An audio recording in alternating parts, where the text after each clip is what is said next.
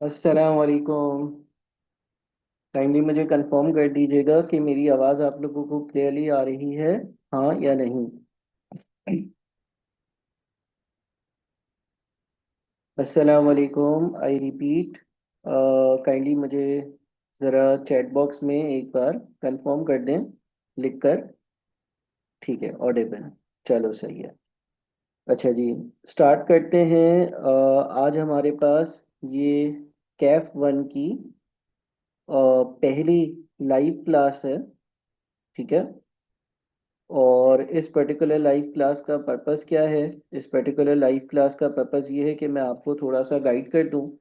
आप लोगों के कुछ हो सकता है कि कोई कन्फ्यूजन हो और कोई सवाल हो, तो उनको मैं एड्रेस कर दूं। और किस तरह से हम अपने सिलेबस को और चीज़ों को लेकर चल रहे होंगे उसके बारे में मैं आपको गाइडेंस प्रोवाइड कर दूं। अच्छा, मुझे ज़रा ये बता दीजिएगा कि जितने भी लोग ऑनलाइन हैं अभी, वो सारे के सारे ऐसे ही हैं कि जिन्होंने अपना PRC जनवरी अटेम्प्ट में क्लियर किया, या कोई ऐसा भी है कि जिसने मार्च में कोई एक आधा पेपर देना है। आई रिपीट, यहाँ पर जितने भी लोग हैं। अच्छा, मार्च में एक देना है, ठीक है। जनवरी क्लियर कर लिया, ठीक है। ठीक है, मार्च में अकाउंटिंग है, बाकी क्लियर है, सही है। अच्छा देखो यार, आज की क्लास का पर्पस क्या है और हम लोग कहाँ जा रहे हैं, क्या कर रहे हैं। देखो भाई, आज है हमारे पास 5 फेब। ठीक है ना, 5 फरवरी की आज तारीख है। और आज जो है ना, वो हमने एक छोटा सा 10-15 मिनट का, 20 मिनट का आप लोगों के साथ सेशन रखा है। इसका पर्पस ये है कि आप लोगों को गाइडेंस दे दी जाए कि आप लोगों ने कैफ वन की तैयारी कैसे करनी होगी। देखो, आप लोगों की मेरे साथ जो जर्नी चलेगी ना, कैफ वन की अगर बात करूं तो इंशाल्लाह आज आप तैयारी स्टार्ट कर रहे हो। और मेरे ख्याल में तकरीबन सेकेंड या third week, I believe 17 August वाले दिन आप लोगों का पेपर होगा। ये जो टाइम पीरियड है, ये वो टाइम पीरियड है कि जिसमें आपने इंशाल्लाह ताला ग्रुप ए के चारों पेपर्स क्लियर करना है। ग्रुप ए के चारों पेपर्स क्लियर करना है। अच्छा, एक ओरिएंटेशन मैंने सर मोहम्मद इब्राहिम ने और सर मुर्तज़ा ने लास्ट सैटरडे को रखी थी, उसकी जो रिकॉर्डिंग है वो IQ स्कूल ऑफ फाइनेंस के यूट्यूब पर अवेलेबल भी है, वो ज़रूर देख लीजिएगा। उसमें आपको गाइड किया गया था कि चारों पेपर्स देना क्यों ज़रूरी है और क्यों आपको चारों पेपर्स देना चाहिए। आज के सेशन में कुछ मुख्तलिफ बात होगी। आज के सेशन में मुख्तलिफ बात ये होगी कि हम स्पेसिफिकली कैफ वन को डिस्कस कर रहे होंगे कि कैफ वन किस तरह से पढ़ना है। कैफ वन का पेपर थियोरेटिकल है, प्रैक्टिकल है, कहाँ से पढ़ना चाहिए, क्या हमारे पास स्टडी टूल्स होंगे, किस तरह से हम कोर्स को जो है वो लेकर चल रहे होंगे, ये सारी चीज़ें डिस्कस करेंगे। देखो, कैफ वन की अगर बात करते हैं ना, तो अब सबसे पहले आप लोगों का जो कॉमन सवाल होता है कि सर हम पढ़ें कहाँ से, क्या रिसोर्सेज हम जो है वो पूरे आने वाले 4-6 महीने जो है उसमें इस्तेमाल करें, जिससे हमारी कैफ वन की जो है वो तैयारी हो रही हो। इसका आंसर ये है कि भाई सबसे पहले जो आपने अपनी बेस या बुनियादी किताब बनानी है ना, वो आईकेप की स्टडी टेक्स्ट है। देखो, मेरा ये मानना है जो भी टीचर अपने हैंडआउट्स या बुक्स बनाता है, इफेक्टिवली वो आईकेप की स्टडी टेक्स्ट को ज़रूर इस्तेमाल करता है। नई एजुकेशन स्कीम में आईकेप की स्टडी टेक्स्ट बहुत ज़्यादा बेहतर हो गई हैं। और बेहतर होने की बुनियाद पर, बेहतर होने की वजह से अब उसमें मार्जिन ऑफ एरर कंपैरेटिवली कम है, थोड़ी सी अच्छी बनी हुई है, उसमें क्वेश्चंस भी अच्छे खासे प्रैक्टिस के लिए हैं। तो आईकेप की जो स्टडी टेक्स्ट है ना, इसमें आपके पास थ्योरी भी है, यानी कि जो भी चैप्टर आप लेक्चर से कवर करेंगे उसकी रीडिंग करना चाहेंगे तो वो भी हो जाएगी। इसमें मोर देन सफिशेंट क्वेश्चंस भी अवेलेबल हैं। और इसमें सारे के सारे क्वेश्चंस जितने भी आईकेप ने पूछे हैं उनके बहुत सारों के आंसर्स भी हैं, बहुत अच्छी इलस्ट्रेशंस भी हैं। तो आप लोगों का पहला जो सवाल होता है कि सर हम कौन सी किताब इस्तेमाल करेंगे, हमें कौन सी बुक जो है वो इस्तेमाल करनी चाहिए, हमें कहाँ से पढ़ना चाहिए। क्या सर हम एक्स टीचर की बुक ले लें, वाई टीचर की बुक ले लें, जेड टीचर की बुक ले लें? नहीं भाई, आप कहीं नहीं जाओ। आप आईकेप का पेपर दे रहे हो, सिंपली आईकेप की स्टडी टेक्स्ट पिक कर लो। ठीक है। सर सेकंड और कोई चीज़ चाहिए होगी? देखो ये आईकेप की स्टडी टेक्स्ट जो है ना, ये तो आप परचेज कर लेना, हार्ड कॉपी में अपने पास रखना, ताकि कभी आपको रीडिंग करनी हो उसके लिए भी हो, आपके साइड टेबल पर पड़ी हुई हो, कभी नींद नहीं आ रही रीडिंग कर ली, कभी टाइम मिला रीडिंग कर ली। रीडिंग करना जो है ना वो FAR 1 या कैफ 1 के पेपर में बहुत ज़्यादा ज़रूरी बनता है। सर सेकंड चीज़ क्या होगी जो हमारा बेंचमार्क होगा, वो होंगे हमारे तकरीबन 2021 से लेकर और 2026 तक के, क्योंकि मार्च 2026 की भी अटेम्प्ट हो गई होगी, तो 21 के दो पेपर, 22 के दो पेपर, 23 के दो पेपर, 24 के दो पेपर, 25 के दो पेपर, 10 हो गए। और 11वां पेपर आपका मार्च 2026 की अटेम्प्ट का होगा। तो आपके पास 11 पास्ट पेपर्स, 11 पास पेपर्स होंगे। ये 11 पास पेपर्स हैं वो आपने मेरे हिसाब से सॉल्व करने होंगे। इन 11 पास पेपर्स में बन जाते हैं आपके 100 मार्क्स के हिसाब से 1100 मार्क्स। 1100 मार्क्स की अगर आप प्रैक्टिस कर लेते हैं तो आपको पता चलेगा कि बहुत सारी चीज़ें अपने आप को रिपीट करती हैं। सर ये कहाँ से मिलेंगे, इसकी सॉफ्ट कॉपी मैं आप लोगों को दे दूंगा, पोर्टल पर भी अवेलेबल है, पास पेपर एनालिसिस भी अवेलेबल है, ये मैं आप लोगों को प्रोवाइड कर दूंगा। हाँ अगर कोई बच्चा ऐसा है जो बोलता है कि सर मुझसे जो है ना वो सॉफ्ट में या लैपटॉप पे नहीं पढ़ा जाता और मैं इसको भी प्रिंट करवाना चाहता हूँ, तो वो आपके ऊपर ऑप्शन है। लेकिन अगर आप सॉफ्ट में भी यूज़ करें कोई मसला नहीं है, वक्त के साथ साथ जब आप कुछ टॉपिक्स को कवर कर लेंगे तो इंशाल्लाह ताला आप जो है वो पास पेपर्स की तरफ भी आ रहे होंगे। थर्ड चीज़, थर्ड चीज़ क्या है भाई, थर्ड चीज़ है आपके पोर्टल के लेक्चर्स, यानी कि जो रिकॉर्डिंग्स हैं आप लोगों के पास। सर ये कितने घंटे के हैं, देखो अगर आप मेरा पोर्टल देखोगे ना तो आपको 50 to 60 आवर्स के, 50 to 60 आवर्स के 50 से 60 घंटे के लेक्चर्स मिलेंगे, प्लस मैं आने ये जो अभी मार्च 2026 में अटेम्प्ट आएगी इसका वीडियो सोल्यूशन रिकॉर्ड करवाऊंगा, या आप लोगों के साथ लाइव क्लासेस दूंगा, या कोई इंटरेक्टिव सेशन होगा, या कोई पास पेपर मजीद ऐड होगा, या कोई चीज़ मजीद ऐड होगी, तो रफली रफली रफली आप समझ लें कि वो 20 घंटे होगी। यानी कि क्या सर टोटल 80 आवर्स में, क्या सर टोटल 80 आवर्स में आप सारे लेक्चर्स में ये सारे टॉपिक कवर कर देंगे? हाँ, 80 आवर्स में सब कवर हो जाएगा।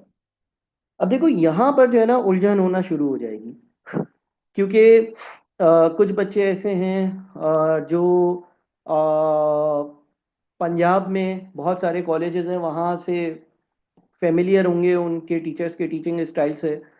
देखो हर शहर और हर तरह की टीचिंग का जो है ना एक अलग अंदाज है। मुझे मालूम है, मेरे भी बहुत सारे दोस्त हैं, ज़ाहिर है टीचिंग की फील्ड में 15-20 साल से हैं, तो जितने भी इंस्टीट्यूट्स हैं उनके सारे टीचर्स के साथ उठक बैठक होती है, बातचीत होती है और अच्छी टर्म्स होती हैं माशाल्लाह। तो मुझे ये भी मालूम है कि कुछ इंस्टीट्यूट्स ऐसे होते हैं जो मंडे टू थर्सडे रोज़ सुबह 1 घंटे की एक FAR 1 की क्लास लेते हैं और उस हिसाब से वो कोर्स को चलाते हैं। तो देखो यार मैं थोड़ा सा आप लोगों को रिलैक्स कर दूं इस बारे में। एक रूटीन है, एक नॉर्म है, कुछ इंस्टीट्यूट्स हैं जहाँ पर Monday to Thursday physical class होती है रोज 1 घंटे की, यानी कि हफ्ते में 4 दिन में, तो 4 घंटे हो गए। और एक महीने में 4 हफ्ते होते हैं, 16 घंटे हो गए। और अगर लेट से ये 5 या 6 महीने, 5 महीने अगर ये क्लासेस चलेंगी, तो आप यूँ समझ लें कि 4 घंटे आपने हफ्ते में पढ़ा, पूरे महीने में आपने 16 घंटे पढ़ा, 5 हफ्ते में आपने जो है वो 80 घंटे पढ़ा। फिर हाँ इनकी कुछ एक्स्ट्रा क्लासेस भी होंगी, या कुछ टीचर एक के बजाय 2 घंटे की क्लासेस लेंगे। चलिए ये तो हमारा रफ एस्टिमेट 80 आवर्स बन रहा है, लेकिन चलो मैं कंपैरिजन के लिए यूँ कह दूँ कि सर आप इस 80 आवर्स में जो चीज़ बोल रहे हो, हम XYZ टीचर से बात करी थी, वो बोल रहे हैं कि भाई 160 आवर्स से पहले तो FAR 1 हो ही नहीं सकता। तो आप में से बहुत सारे लोग ऐसे होंगे जिन्होंने PRC में भी ऑनलाइन रिकॉर्डेड में ही तैयारी करी है। ये बात शायद दोबारा बताने की ज़रूरत नहीं है, बहुत बार आप सुन भी चुके हो और आप लोग जानते भी हो, और आप लोग माशाल्लाह से मेच्योर इनफ हो, कैफ में आ गए हो, कि ऑनलाइन में टाइम कम लगता है। यानी कि अगर कोई बच्चा ऑनलाइन 1 घंटा लेक्चर देख लेता है तो वो क्लास के 3 घंटे के बराबर होता ही है। यानी कि ऑनलाइन के 80 घंटे के जो लेक्चर हैं वो फिजिकल के 240 घंटों के लेक्चर्स के बराबर होते हैं। सीधा सीधा हिसाब, तो इस चीज में नहीं डरना। ठीक है। तो ये तीन मटेरियल है, रिसोर्सेज हैं, जो आप अपनी तैयारी के लिए यूज करेंगे, जो मैंने यहाँ पर क्लियरली मेंशन कर दिए। अब दूसरा सवाल, सर क्या हमारे टेस्ट होंगे, क्या हमारे मॉक होंगे, क्या हमारी टेस्टिंग होगी, सर क्या कोई टीचर असिस्टेंट अवेलेबल होगा, एक्स्ट्रा सपोर्ट क्या अवेलेबल होगी, उसका क्या होगा, आने वाले हफ्ते में हम क्या पढ़ें, किस तरह से चीज़ें कंप्लीट करें, बिल्कुल सारी चीज़ों के बारे में मैं आहिस्ता आहिस्ता आप लोगों को गाइड करता चला जाऊंगा। अच्छा, अब क्या टेस्ट होंगे या नहीं, तो भाई आप लोगों के पूरे, जो भी आप लोगों की टर्म होगी ना, इसमें आप लोगों के 15 टेस्ट होंगे और 2 मॉक एग्जाम्स होंगे। कितने? 2 रियल टाइम मॉक एग्जाम्स होंगे। ठीक है। क्या सर टीचर असिस्टेंट अवेलेबल होंगे? जी हाँ, जनरली जनरली जनरली आपके पास जो है वो 3 से 4 टीचर असिस्टेंट्स भी अवेलेबल होंगे, टीचर असिस्टेंट्स भी अवेलेबल होंगे, जो आप लोगों की क्वेरीज को एड्रेस कर रहे होंगे। सर क्या ये सारी चीज़ें करना हमारे लिए काफ़ी होगा? क्या अगर हम ये सारी चीज़ें कवर कर लेते हैं तो हमारा पेपर निकल जाएगा? क्या ये चीज़ें करना इनफ है, सफिशेंट है?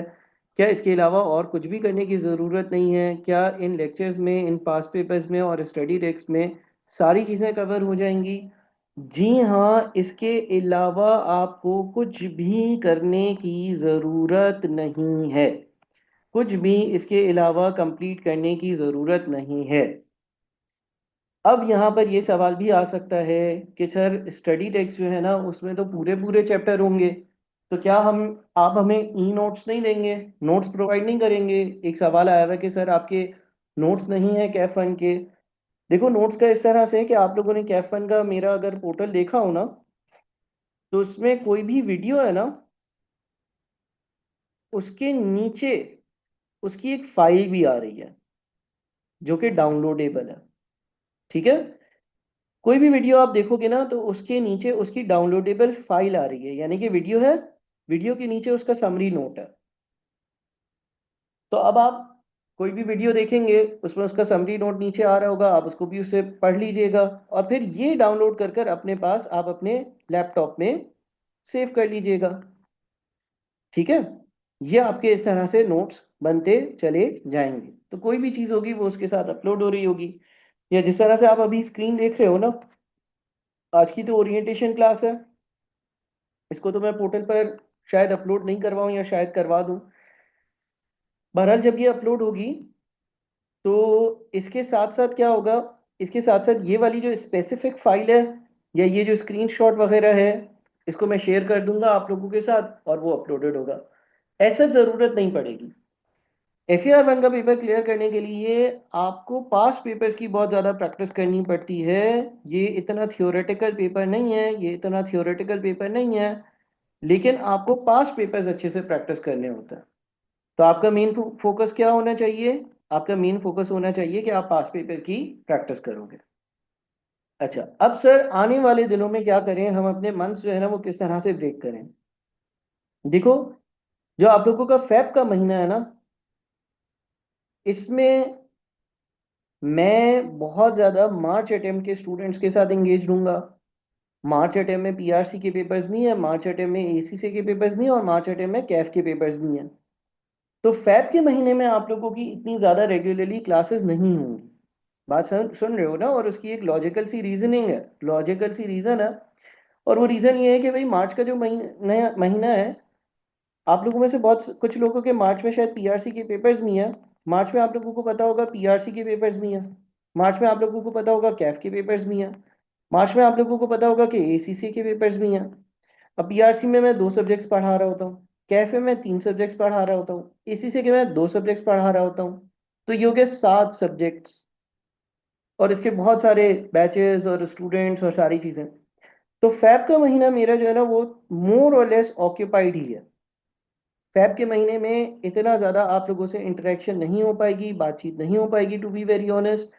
फैब का वो महीना होगा कि जिसमें मैं दूसरे स्टूडेंट्स के साथ ज़्यादा बिजी होऊंगा, एक आधी यूनिवर्सिटी में भी पढ़ाता हूँ, उसकी भी कुछ मसरूफियात होंगी।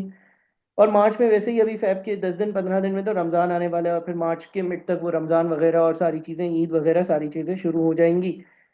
तो क्या सर हम फेब का महीना ज़ाया कर दें? नहीं, फेब का महीना ज़ाया नहीं करें। आप लोगों का जो रजिस्टर्ड स्टूडेंट्स का व्हाट्सएप ग्रुप है, आप लोगों का जो रजिस्टर्ड स्टूडेंट्स का व्हाट्सएप ग्रुप है, उस रजिस्टर्ड स्टूडेंट्स के व्हाट्सएप के ग्रुप पर, उस रजिस्टर्ड स्टूडेंट्स के व्हाट्सएप के ग्रुप पर मैंने एक प्लानर शेयर किया। वो प्लानर मार्च से स्टार्ट हो रहा है, लेकिन लेकिन लेकिन आप क्या करें कि आप उसका फर्स्ट वीक एंड उसका जो सेकेंड वीक है ना, इसका कंटेंट कवर कर लें। देखिए प्लानर क्यों होता है, कुछ बच्चों को प्लानर देना पड़ता है, उसके बगैर वो पढ़ते नहीं है। लेकिन प्लानर को अपनी कोई लिमिटेशन ना बनाए। ऐसा नहीं कि भाई फर्स्ट वीक का टारगेट खत्म हो गया, चलो भाई अब मैं कुछ नहीं पढ़ूंगा, ऐसा ना करिएगा। ठीक है? तो आपने क्या करना है, आपने जो है वो प्लानर को फॉलो करते हुए चीज़ें कंप्लीट करनी है। अच्छा, उस प्लानर को मैं थोड़ा सा ये सर्वर पोर्टल पे अगस्त वाला भी आ गया है। हाँ, अगस्त वाला बिल्कुल आया है, लेकिन अगस्त वाला जो प्लानर है वो मेरे ख्याल में मैंने मार्च अप्रैल मई जून इन 4 महीनों में बनाया है। अगर मैं गलत नहीं हूँ तो मुझे देखना पड़ेगा एक बार दोबारा से। कहने का मतलब ये है कि प्लानर को अपनी लिमिटेशन ना बनाए, प्लानर से गाइडलाइन लेते हुए जो टॉपिक लिखे हुए हैं ना वो कवर करते रहे। बात समझ में आ रही है? उसमें शुरू में बोरोइंग कॉस्ट का टॉपिक होगा, उसमें गवर्नमेंट ग्रांट का टॉपिक होगा, उसमें IS 16 property plant and equipment का टॉपिक होगा। आप लोग इसके लेक्चर्स देखना शुरू कर दें, इसके लेक्चर देखना शुरू कर दें। आप वेट ना करें, ठीक है ना? एक उसूल आपने बनाना है, रूल। रूल क्या बनाना है? रूल आपने ये बनाना है, note down everything. Note down everything. लिखेंगे तो याद रहेगा, लिखेंगे तो याद रहेगा, लिखेंगे तो याद रहेगा। तो वीडियो चल रही है, आपने वीडियो देखी और उसके बाद लिखा नहीं तो याद नहीं रहेगा। लिख लें, ज्यादा बेहतर है। दूसरी चीज, हर वीडियो को हर वीडियो को कम से कम ट्वाइस टू थ्राइस, हर वीडियो को 2 से 3 बार जरूर देखें। सर मुझे पहली बार में समझ आ जाता है। हाँ भाई, बहुत अच्छी बात है, अल्लाह ताला ने आपको इतनी अच्छी मेमोरी दी है कि आपको पहली बारी में समझ आ जाता है। तो सर मुझे पहली बारी में समझ आ जाता है तो मैं दूसरी बारी में नहीं देखूंगा। नहीं यार, ऐसा नहीं करना। देखो, जब हम कोई चीज़ दूसरी बार देखते हैं ना तो वो हमें याद होना शुरू हो जाती है। तो याद करने के लिए ये बहुत ज़्यादा ज़रूरी है कि आप जो भी वीडियो देखो ना, वो कम से कम 2 बार देखो। ये रूल अपने पास बना लो, ठीक है ना? तो रूल नंबर 1 क्या है कि आप सारी चीज़ें नोट करेंगे। सर सारी चीज़ों की हमारे पास स्मार्ट क्लासेस की फाइल तो वीडियो के नीचे मौजूद है, मुझे भी पता है मौजूद है। तो सर हम क्यों लिखें? देखो, लिखोगे ना तो जहन में याद रहेगा, लिखोगे ना तो जहन में स्ट्रक्चर बनेगा। FAR 1 में बहुत सारा कंटेंट ऐसा है जो मेमोरी बेस्ड है। यानी कि कुछ रूल्स हैं, कुछ बातें हैं कि भाई ये ऐसे होगा, ये ऐसे होगा, ऐसी कंडीशन होगी तो ये डेबिट होगा, ये क्रेडिट होगा। तो वो बातें याद कब रहेंगी? वो बातें वही लिखोगे तो याद रहेंगी। और फिर हर लेक्चर को आप 2 से 3 बार जरूर देखोगे। जब आप 2 से 3 बार हर लेक्चर को देखोगे तो वो बेहतर तौर पर आपके दिमाग में जो है वो, आप समझ लो कि बस जाएगा, बैठ जाएगा। आपका दिमाग उसको एब्जॉर्ब कर रहा होगा। ठीक है?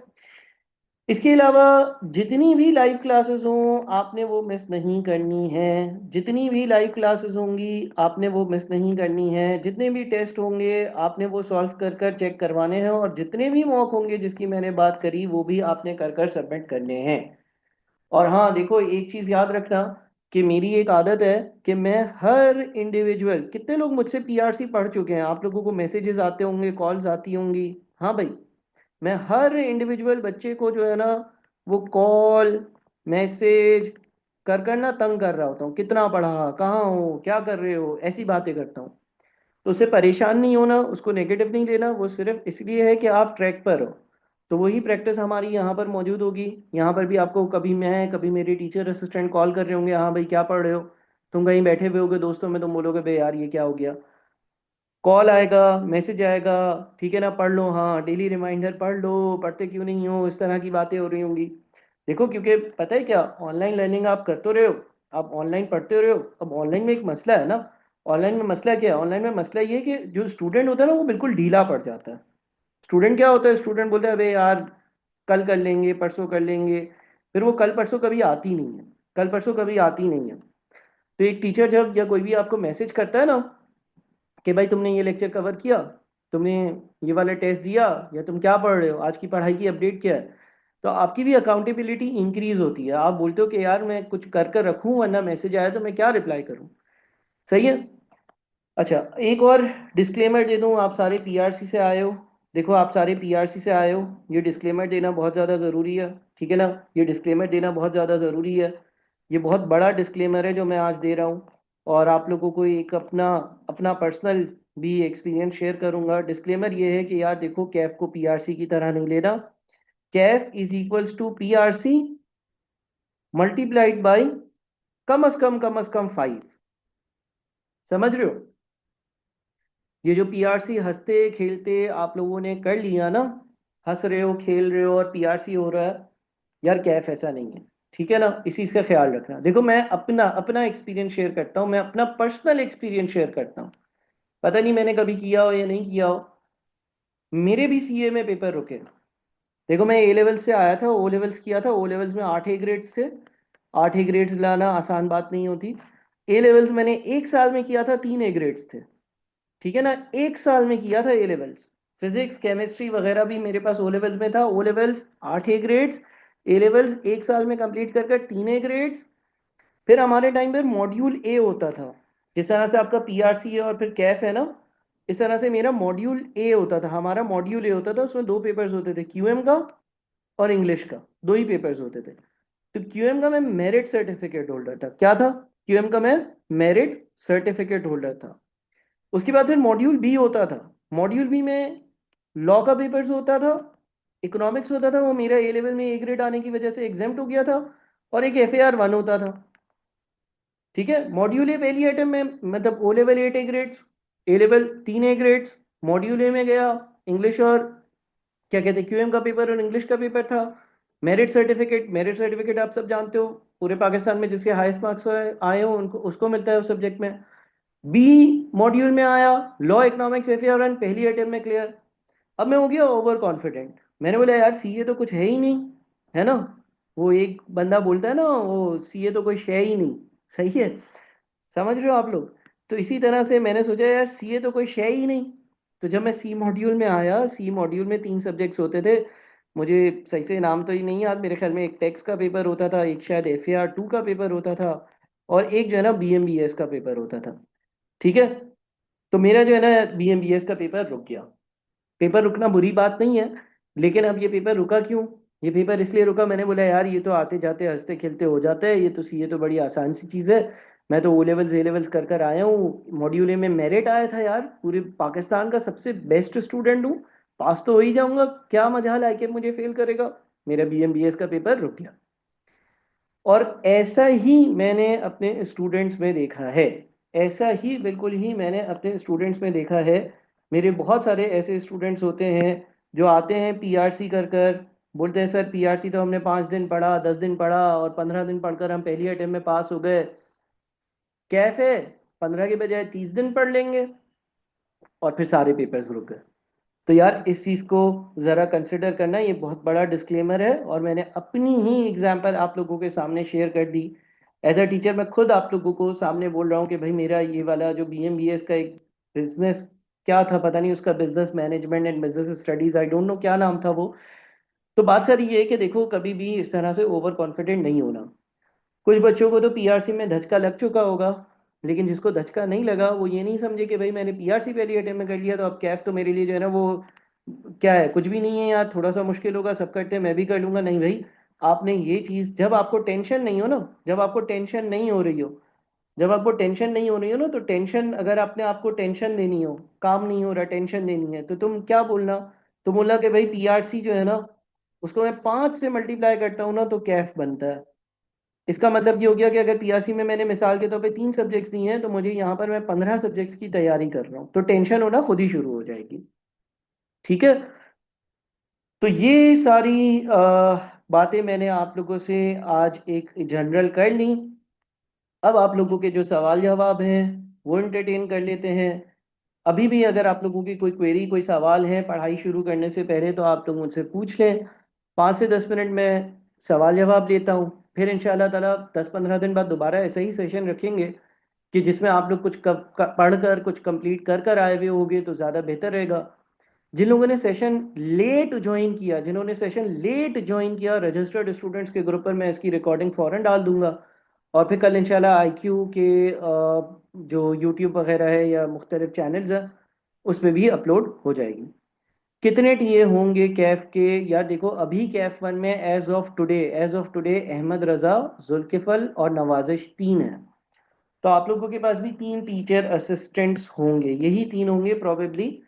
तीन टीचर असिस्टेंट्स होंगे। आई होप कि तीन टीचर असिस्टेंट्स बहुत काफ़ी होंगे। तीन टीचर असिस्टेंट्स का मतलब ये है कि आपने एक से बात पूछी नहीं समझ आई, दूसरा है, दूसरे से बात पूछी नहीं समझ आई, तीसरा है, तीसरे से भी पूछ लेना। और मैं भी हूँगा। सर कैफ पे सर कैफ पे सारे लेक्चर्स कंप्लीट हैं पोर्टल पे? जी हाँ, सारे लेक्चर्स टॉपिक के हिसाब से कंप्लीट हैं, लेकिन एक्स्ट्रा प्रैक्टिस के लिए मैं मटेरियल अपलोड करता रहूँगा। सर जिन 15 टेस्ट की आपने बात की थी, तो पहले टेस्ट कब होगा? या टेस्ट जो है ना वो मार्च के बाद मैं शुरू करूंगा। टेस्ट अभी फौरन से स्टार्ट नहीं करूंगा, क्योंकि देखो इफेक्टिवली कुछ बच्चे जनवरी वाले हैं जो अगस्त में पेपर देंगे और फिर कुछ मार्च वाले बच्चे होंगे। तो थोड़ा सा इसके लिए हम सब्र रखेंगे। और दूसरी रीज़न ये है कि कुछ बच्चे ऐसे हैं जिन्होंने कैफ स्टार्ट तो कर दिया, लेकिन उनका एक आधा पीआरसी का पेपर जो है ना वो बाकी भी है। तो अगर पीआरसी का एक आधा पेपर बाकी है ना, तो उनको थोड़ा सा टाइम लगेगा। वो जब मार्च में अपना पीआरसी दे देंगे फिर इंशाल्लाह हम स्टार्ट कर देंगे। सर जो सीक्वेंस स्टडी प्लान में है वही फॉलो करें? बिल्कुल 100% वही प्लान फॉलो करना जो मैंने आप लोगों को स्टडी प्लानर दिया है। स्टडी प्लानर का एक एक्सट्रैक्ट, एक तस्वीर भेजी थी। इंशाल्लाह ताला कंप्लीट प्लानर भी मैं अपलोड भी करवा दूंगा, आई गेस हो भी गया है, और मैं आप लोगों को उसकी पीडीएफ भी रजिस्टर्ड स्टूडेंट्स के ग्रुप में भेज दूंगा। वही सीक्वेंस आपने बिल्कुल फॉलो करना है। हाँ, जहां आपको यूं लगे कि कोई बात आपने मुझसे पूछनी है तो आपने मुझसे पूछनी है।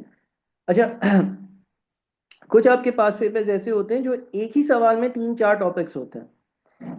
ठीक है, तो ऐसे नहीं आप डायरेक्ट पास पेपर पे चले जाओ। आपके पास जो तरतीब, जो सीक्वेंस में जो लेक्चर है उसको देखो, उसको समझो, उसको नोट डाउन करो, उसको लिखो।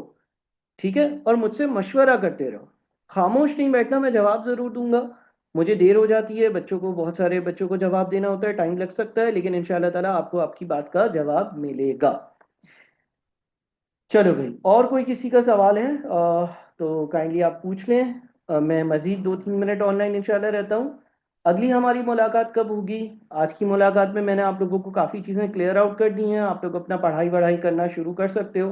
तकरीबन 20 फेब के आसपास मैं अगली क्लास लगाऊंगा। 15 दिन आप लोगों को, यानी कि 2 हफ्ते दे रहा हूँ। 2 हफ्ते में आप जो है वो अपने हिसाब से कुछ कवरेज करें। कभी भी घबराइएगा नहीं, कोई चीज़ समझ नहीं आए कोई मसला नहीं है। कैफ है, कैफ में ऐसा होता है कि बार बार एक चीज़ दोहरानी पड़ती है, या कभी आप रिकॉर्डिंग देख लेते हो उसके बाद आपको टीचर से जो है वो डिस्कस करने की ज़रूरत पड़ सकती है। तो उस हवाले से आपको नहीं घबराना। और जैसे कि मैंने कहा कि फैब का महीना मैं थोड़ा सा स्लो चलूंगा। मार्च में एक बार पीआरसी के कुछ बच्चों के पेपर्स रहते हैं, उन्होंने भी ज्वाइन करना है, वो सारी चीज़ें हो जाए उसके बाद हम पेस अप करेंगे। लेकिन आपके पास तो कंटेंट है ही, आपके पास स्मार्ट क्लासेस हैं, तो अगर आपके पास टाइम है तो आपने रुकना नहीं है। सर कैफ 1 2 3 एंड 4 साथ साथ दे के चलना है? अच्छा अब्दुल्ला, देखो हर टीचर का पढ़ाने का और हर स्टूडेंट का पढ़ने का तरीका एक बिल्कुल अलग तरीका होता है। मैं एक ऐसा स्टूडेंट था जो 10 या 15 दिन तक एक ही सब्जेक्ट पढ़ता था। ठीक है, मैं ऐसा नहीं कर पाता था कि मैं सुबह 2 घंटे एक सब्जेक्ट को दूं, फिर दूसरे को 2 घंटे दूं, फिर तीसरे को 2 घंटे दूं। मुझे ये अच्छा नहीं लगता था। राधर दिन मुझे ये अच्छा लगता था कि मैंने 10 दिन या एक हफ्ता पूरा तय कर लिया कि यार ये पूरा हफ्ता मैं जो है वो FAR 1 पढ़ूंगा। पूरा एक हफ्ता FAR 1 को देता था, फिर अगला हफ्ता कोई और सब्जेक्ट उठाता था। तो अब ये अगेन आप पे डिपेंड करता है। आप लोग भी बताएं आप लोगों की क्या सजेशन है। यहाँ पर कुछ बच्चे ऐसे होंगे जो बोलेंगे कि सर हम फॉर एग्जांपल 4 सब्जेक्ट पढ़ रहे हैं तो हर सब्जेक्ट को डेली 2 घंटे देंगे। कुछ हो सकते हैं स्टूडेंट्स ऐसे हों कि जो शायद ये कहेंगे कि नहीं सर हम जो है वो एक दिन में एक ही चीज़ पढ़ते हैं, क्योंकि वरना कोई चीज़ बीच में रह जाती है तो वो फिर दिमाग में बार बार आती रहती है। तो भाई मेरा मसला था, मैं ये समझता था कि यार एक सब्जेक्ट उठाया ना तो अब उसी को पढ़ते जाओ, वरना वो बीच में दिमाग में एक टॉपिक कोई सब्जेक्ट का रह जाता था ना, तो दिमाग में बार बार आता था यार ये चीज़ आगे क्या होगी, आगे क्या होगी। खैर, हाँ, तो आप सब पैरेलल पढ़ें। देखो हर किसी का अपना पॉइंट ऑफ व्यू होता है। 4 सब्जेक्ट को कैसे साथ लेकर चलें? देखो डिपेंड करता है कि आप क्या स्ट्रेटेजी बनाते हो। अच्छा, इसमें आप सारे बहुत सारे माशाल्लाह रजिस्टर्ड स्टूडेंट्स के ग्रुप पर भी हो, आप आपस में भी अपनी जो है वो स्ट्रेटेजी डिस्कस कर सकते हो। अच्छा, अभी जो है ना, मैं कुछ बाहर के बच्चों को भी पढ़ाता हूँ ना, मतलब कि पाकिस्तान से बाहर एसीसी के बच्चों को पढ़ाता हूँ, तो वो एक बड़ी अच्छी चीज़ करते हैं। वहाँ पर बहुत सारे, मतलब मैं इंडिया के बच्चे भी पढ़ाता हूँ या यूएई या यूके वाले बच्चे भी पढ़ाता हूँ। यार वो बड़ी एक अच्छी चीज़ करते हैं। वो क्या करते हैं, वो जो है ना इंडिविजुअली पढ़ते हैं, ठीक है। इंडिविजुअल पढ़ रहे होते हैं, मतलब मिलकर नहीं पढ़ रहे होते, अपने अपने घर पे पढ़ रहे हैं। ऑनलाइन है ना, ऑनलाइन में अपने अपने घर पे पढ़ रहे हैं। और जब पढ़ने बैठते हैं ना तो जैसे फॉर एग्जांपल रजिस्टर्ड स्टूडेंट में 5 स्टूडेंट्स हैं। पांचों ने डिसाइड कर लिया कि यार शाम को 6 बजे से लेकर 10 बजे तक हम FAR 1 पढ़ेंगे। क्या? 6 बजे से लेकर 10 बजे तक FAR 1 पढ़ेंगे। अच्छा, करते क्या है वो, mister A, mister B, mister C, mister D, mister E, इन्होंने टाइम डिसाइड कर लिया कि भाई शाम को 6 बजे से लेकर और 10 बजे तक हम FAR 1 पढ़ेंगे। और फॉर एग्जाम्पल हम सब IA-16 कवर कर रहे होंगे। हम सब क्या कर रहे होंगे, हम सब IA-16 कवर कर रहे होंगे।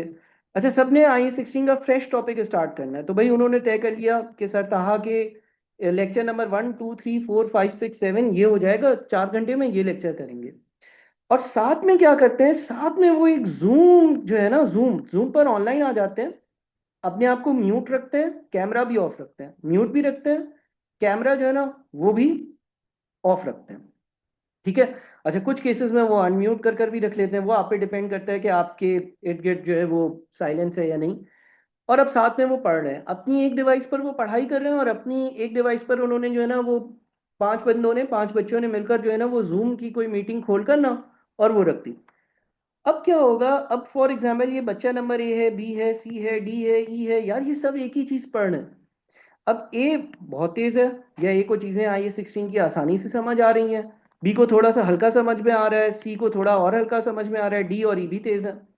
तो भाई जब किसी को मसला हुआ ना, वो जूम पर लिखेगा कि यार मुझे एक बात पूछनी है, और वो बिला झिझक एक दूसरे से वो बात पूछना शुरू कर देंगे। अब हमारे यहाँ कल्चर थोड़ा डिफरेंट है। हमारे यहाँ थोड़ा सा हम लोग जो है वो शाई हैं, घबराते हैं। हम लोग जो है वो पब्लिक प्लेटफॉर्म्स पे बातचीत करना पसंद नहीं करते हैं, व्हाट्सएप ग्रुप पर हम लोग डिस्कशन करना नहीं करते हैं शुरू। लेकिन वहां पर मैंने ये देखा है कि ये कल्चर जो है ना ये बड़ा कामयाब है। इसमें क्या होता है, इसमें आपको टीचर, असिस्टेंट टीचर किसी की जरूरत ही नहीं पड़ती है, क्योंकि आप 5 लोग, 6 लोग, 4 लोग मिलकर जब काम करोगे, फॉर एग्जाम्पल लेट से अभी 20 बच्चे ऑनलाइन है। मैं ये नहीं कह रहा 20 बच्चे मिलकर पढ़ें, लेकिन वो जूम पर एक वक्त पर एक जगह पर ऑनलाइन आ जाए, अपना अपना पढ़ रहे हो, जो उन्होंने डिसाइड किया एजेंडा कि भाई हम इतने बजे से इतने बजे पढ़ेंगे और ये चीज पढ़ेंगे। होगा क्या कि जब 20 लोग होंगे तो 20 दिमाग एक प्रोजेक्ट पर, एक चीज पर काम कर रहे होंगे, कहीं पर किसी की भी क्वेरी होगी तो वो उसी वक्त उसको डिस्कस कर लेगा। तो ये अगर आप लोग चाहो तो ये आप लोग ये भी अप्लाई कर सकते हो, अगर आप लोग चाहो तो। अगेन देखो, ये आपकी मर्जी है। अच्छा सर, असल में एक हफ्ते तक का गैप आ जाए तो वह फिर पुराना वाला भूल। हाँ ये है, लेकिन ये है कि आप रिवाइज करो, फिर अच्छी बात है, भूलोगे तो रिवाइज करोगे ना। याद की हुई चीज रिवाइज नहीं करी जाती है, भूलता है बंदा तो फिर वो रिवाइज करता है तो फिर उसको दोबारा से याद रह जाता है। बहरहाल अगेन ये आपकी स्ट्रैटेजी है। हाँ जी। कोई और अपना कोई इनपुट देना चाहेगा, कोई बात डिस्कस करना चाहेगा तो मुझे बता दे। अदरवाइज मैं यहाँ पर इस सेशन को एंड करता हूँ। आज की क्लास में हमने बेसिक सी स्ट्रैटेजी देख ली कि हमें क्या करना है और किस तरह से पढ़ना है। उम्मीद है कि आप सब रजिस्टर्ड स्टूडेंट्स के ग्रुप पर लाजमी तौर पर एडिड हो। और इंशाल्लाह अगली मुलाकात हमारी तकरीबन 15 दिन बाद होगी, 20 फरवरी के आसपास, 20th या 25th के फेब के आसपास। वो सेशन भी एक शॉर्ट सेशन होगा, 10 20 30 मिनट्स का, जिसमें कुछ बुनियादी बातें और बुनियादी क्वेरीज डील कर ली जाएंगी। फिर मार्च में सेशंस जो है वो इंक्रीज हो जाएंगे, तब तक आप लोग जो है वो सेटल भी हो जाओगे कैफ के साथ, रमज़ान भी आ रहा है। तो यहाँ पर मैं अपने सेशन को एंड करता हूँ। उम्मीद है कि आप सबको इस सेशन से फ़ायदा ज़रूर हासिल हुआ होगा। जिन्होंने लेट ज्वाइन किया, शहूद से इस सेशन की रिकॉर्डिंग ज़रूर ले लीजिएगा। मैं मज़ीद 1 मिनट रुक जाता हूँ। अभी भी अगर किसी का कोई सवाल है तो आप वो सवाल मुझसे डिस्कस कर सकते हैं। शायद अब कोई सवाल किसी का याद आ गया हो किसी को। अच्छा, session is full, yes sir, yes sir, ठीक है। PRC के पेपर्स कब तक एक्सपेक्टेड हैं? डेट वही होगी, तकरीबन सेकेंड वीक में होते हैं जनरली पेपर्स। ईद के बाद होंगे, ईद से पहले होंगे, नो क्लू। आकिब अपने टाइम टेबल को ऑब्वियसली थोड़ा बहुत एडजस्ट करेगा, कंसिडरिंग कि ईद भी जो है वो मिड ऑफ द मंथ आ रही है। सो थोड़ा सा वेट ही करना पड़ेगा उसके लिए। ठीक है जी। चलो भाई, थैंक यू सो मच, और अल्लाह हाफिज। इंशाल्लाह 15 दिन बाद दोबारा से मैं एक्टिव होकर एक सेशन ज़रूर देखूंगा। सोनिया, मैं रिकॉर्डिंग जो है वो ग्रुप पर, रजिस्टर्ड स्टूडेंट के ग्रुप पर भेज रहा हूँ। अच्छा, अगर किसी को रिकॉर्डिंग चाहिए इमीडिएटली, ये मेरा नंबर है भाई, 0345308631 रिकॉर्डिंग के लिए इस नंबर पर रब्ता कर लें, मैं आपको अभी भेज देता हूँ। ठीक है जी, नंबर नोट कर लें। मीटिंग को मैं एंड करने लगा हूँ। Thank you so much and Allah Hafiz.